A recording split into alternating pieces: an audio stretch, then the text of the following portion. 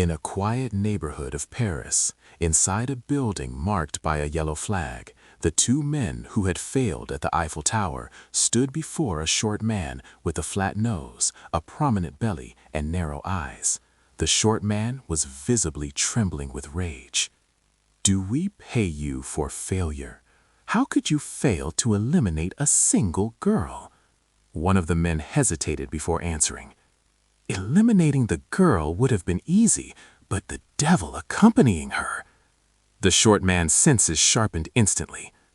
"Accompanying her? He is a demon.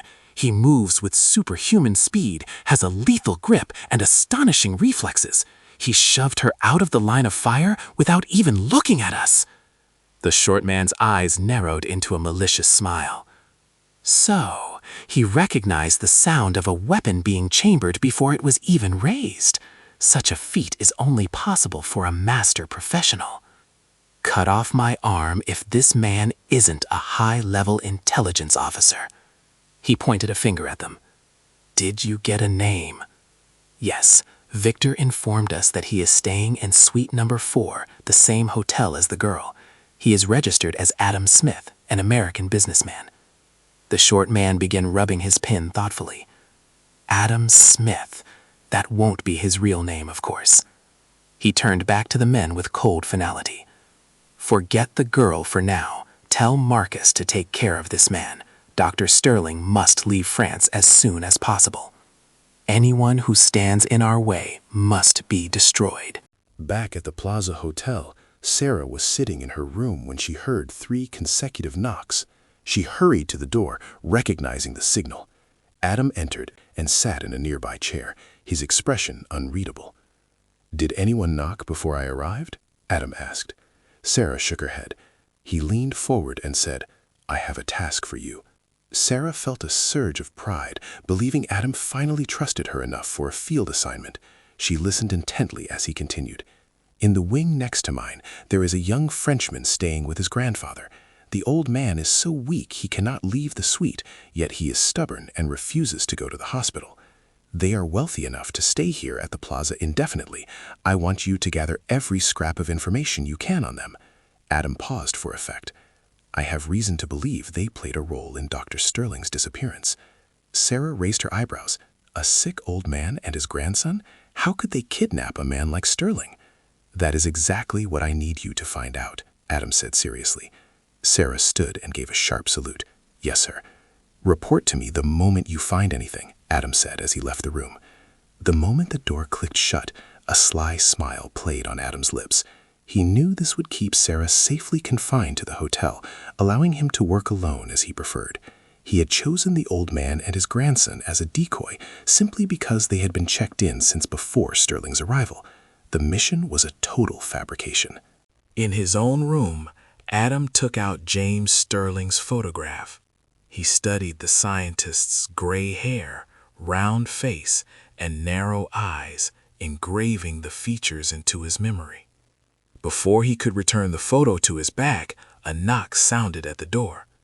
Adam's hand blurred as he drew his sidearm. He approached the door, his voice steady. "Who is it?" "Room service, sir," a deep voice replied, in perfect French. Adam slowly slid the bolt back. Before he could open the door, it was kicked inward with immense force. The heavy wood slammed into Adam, knocking him to the ground. He looked up to see a massive bald man standing in the doorway, a suppressed pistol aimed directly at his head. Without a word, the bald man pulled the trigger.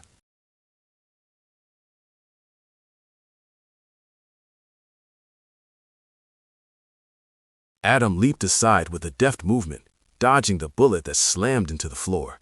Before the bald giant could adjust his aim, Adam was on his feet, his fist driving into the man's jaw and knocking him back into the corner.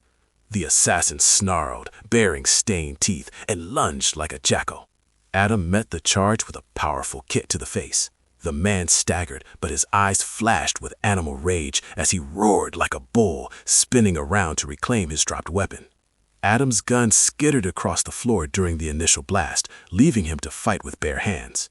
Knowing aggression was his only option, Adam jumped nimbly, aiming a strike that the bald man blocked with a massive forearm. The assassin countered with a punch so heavy it sent Adam reeling. Adam wiped the blood from his lip, a cold smile forming. "You're playing the role of a tank, my friend. Well, I'll play the RPG." Adam exploded into motion. A left fist slammed into the man's solar plexus, followed by a right to the jaw and a precise strike to the carotid artery. The bald man roared savagely, blood pouring from his nose, losing all tactical control and charging like a madman. This was exactly what Adam wanted. He stepped aside, his hand cutting through the air like a blade. He struck the base of the assassin's skull with a sickening crack, sending the giant crashing unconscious to the floor. Adam leaped aside with a deft movement, dodging the bullet that slammed into the floor. Before the bald giant could adjust his aim, Adam was on his feet, his fist driving into the man's jaw and knocking him back into the corner. The assassin snarled, baring stained teeth, and lunged like a jackal.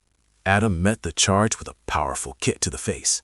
The man staggered, but his eyes flashed with animal rage as he roared like a bull, spinning around to reclaim his dropped weapon. Adam's gun skittered across the floor during the initial blast, leaving him to fight with bare hands. Knowing aggression was his only option, Adam jumped nimbly, aiming a strike that the bald man blocked with a massive forearm. The assassin countered with a punch so heavy it sent Adam reeling. Adam wiped the blood from his lip, a cold smile forming. "You're playing the role of a tank, my friend. Well, I'll play the RPG." Adam exploded into motion. A left fist slammed into the man's solar plexus, followed by a right to the jaw and a precise strike to the carotid artery. The bald man roared savagely, blood pouring from his nose, losing all tactical control and charging like a madman. This was exactly what Adam wanted. He stepped aside, his hand cutting through the air like a blade.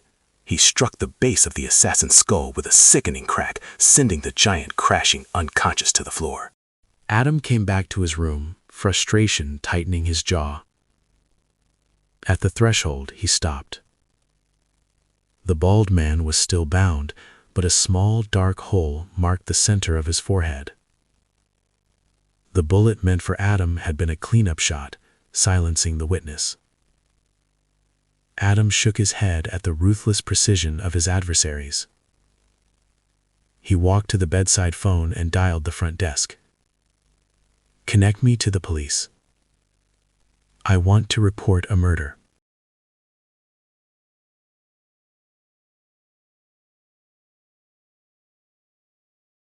The French police inspector stared at the hole in the bald man's skull, then slowly looked back at Adam with open skepticism. "So you claim this man was killed by a stray bullet while attempting to assassinate you, Monsieur Smith?" Adam nodded without hesitation. "And yet, I found 2 suppressed pistols in your room, and a 3rd in the hallway. What exactly is your profession, monsieur?" "I am an American businessman," Adam replied, his voice steady. "My passport confirms this." The inspector flipped through the passport, his eyes narrowing. "I have my doubts. In any case, you are not to leave Paris until this investigation is closed. I am confiscating these weapons." As soon as the police cleared the room, Adam allowed himself a thin smile. It was a good thing I untied him before they arrived, he thought. Explaining a bound man with a bullet in his brain would have been impossible, even for a businessman. Adam sat down, his mind racing. Before he died, the giant had said Sterling was here. He did not mean Paris. His eyes had shifted toward the hallway. He meant the hotel. 3 consecutive knocks broke his concentration. "Come in, Sarah." Sarah stepped inside, her face pale. "What happened? I saw the police leaving." A slight difference of opinion between me and our friend from the plane. Adam leaned forward. "The task I gave you. Did you find anything?" Sarah pulled a piece of paper from her bag. "The young man is John Lewis. His grandfather is Francois, 70 years old. They have been here 15 days. The old man has not left his room once. His personal doctor has visited 5 times for agitation fits." Adam glanced at the paper with boredom. "Next time, do not write it down. Paper is a trail. You are a professional, now act like one." Sarah blushed. "It will not happen again, sir." "Good. There are 4 suites on this floor. I am in one, the Frenchmen are in another. Find out who occupies the other 2. An hour ago, a masked gunman vanished too fast to use stairs or the elevator. He lives on this floor. I want everything, nationality, habits, even religion. Religion? It is a pattern. I will be out tonight. Do you have your weapon? Yes. Have you forgotten I am a lieutenant in the... Quiet. You are Sarah Sterling. Do not forget that. Adam wedged a tiny wooden matchstick into the doorframe. What is that for, Lieutenant Colonel? I am Adam Smith, businessman. Do not forget that either. Now go. This is your first real task. Do it right. The second task. The first was the grandfather. A laugh nearly escaped Adam. Right. The second. Do not make me regret it.